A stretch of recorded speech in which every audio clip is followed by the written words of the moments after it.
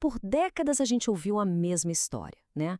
Aquele dilema quase cruel. A gente usa a terra para produzir comida ou usa para produzir energia. Pois bem, hoje vamos ver como essa escolha talvez esteja se tornando obsoleta. É isso mesmo. A ideia de que a gente precisa escolher entre segurança alimentar de um lado e transição energética do outro, ela está sendo colocada em xeque. Existe uma nova abordagem que propõe uma integração radical, uma onde, olha só, um mais um pode ser bem mais do que dois. Essa é a pergunta de US$ 1 milhão, a pergunta central que a gente vai destrinchar aqui. E a resposta, olha, ela pode simplesmente redefinir o futuro do agronegócio e da energia limpa, não só no Brasil, mas no mundo todo. Então vamos lá, vamos mergulhar nisso. Ok. Primeiro, para a gente entender a solução, a gente precisa entender o tamanho do problema.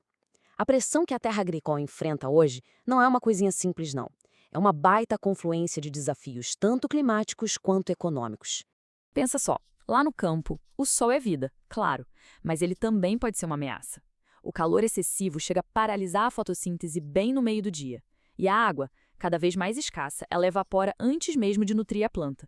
E como se não bastasse, o custo para bombear essa água, para operar a fazenda, só sobe. É um impasse constante para o produtor. Essa frase aqui, ela resume o paradoxo de uma forma perfeita.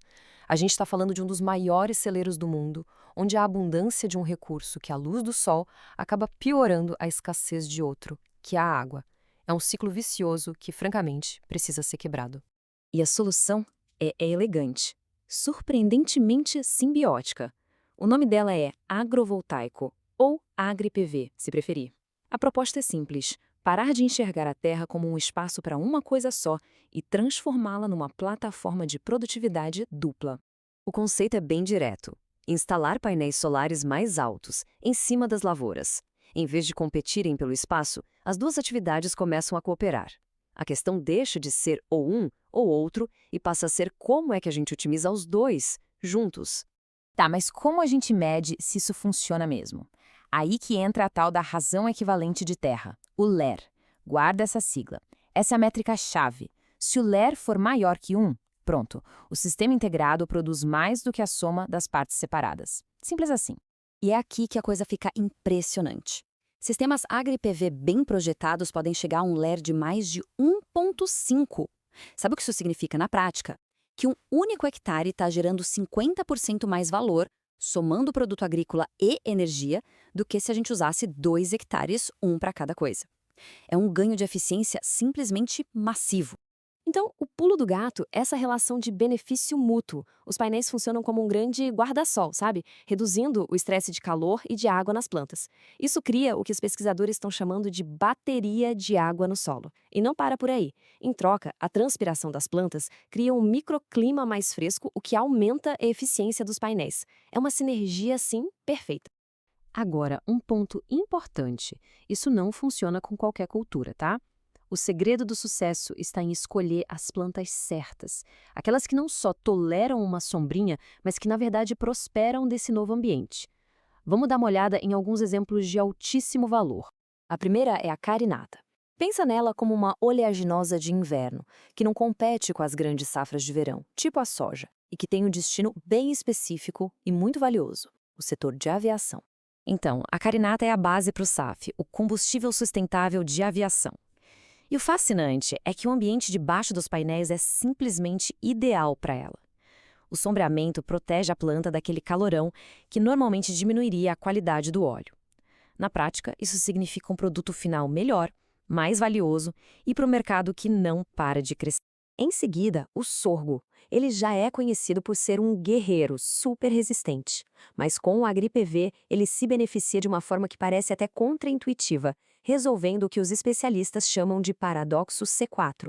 Vamos lá, plantas C4, como o sorgo ou o milho, são programadas para gostar de muito sol, então a sombra deveria ser um problema, certo?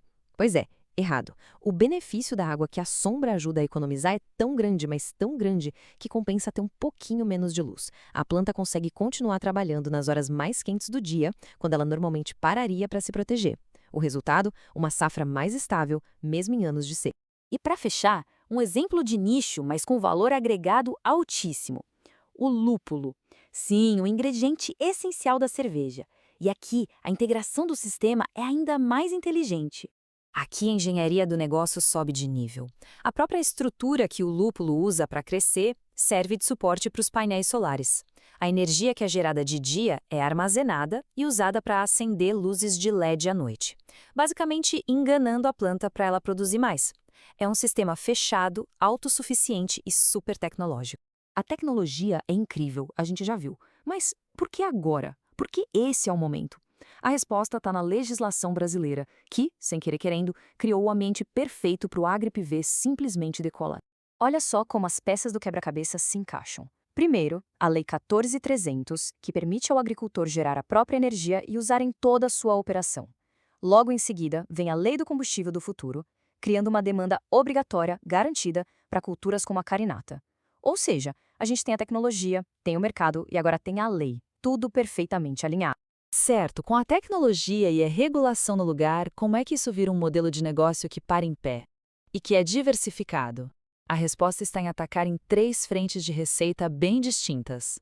Esse modelo é muito poderoso porque ele diversifica o risco do negócio. Primeiro, claro, a venda da safra. Segundo, a economia ou até a venda de energia, o que blinda o produtor da inflação energética. E terceiro, e talvez o mais inovador, a geração de créditos de carbono. Como a operação toda é alimentada por energia limpa, a pegada de carbono é baixíssima, o que gera mais um ativo para ser vendido. Esse quadro aqui resume tudo de forma brilhante. A gente sai de uma monocultura, totalmente exposta ao clima, e vai para um sistema de duplo uso, muito mais resiliente, com múltiplas fontes de receita e, de quebra, com uma pegada de carbono negativa. É uma mudança fundamental na forma de pensar a agricultura. É, sem dúvida, um novo paradigma. No fim das contas, a terra deixa de ser esse campo de batalha entre alimento e energia. Ela se transforma numa plataforma onde os dois não só coexistem, mas se fortalecem, um impulsionando o outro.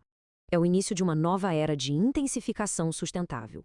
Olha, analisando os dados, a tecnologia e a regulação, a resposta parece ser bem clara. Sim. A questão não é mais se o Brasil pode fazer isso, mas sim quão rápido a gente vai conseguir escalar essa revolução da colheita dupla e transformar esse potencial gigantesco numa nova realidade para o agronegócio mundial.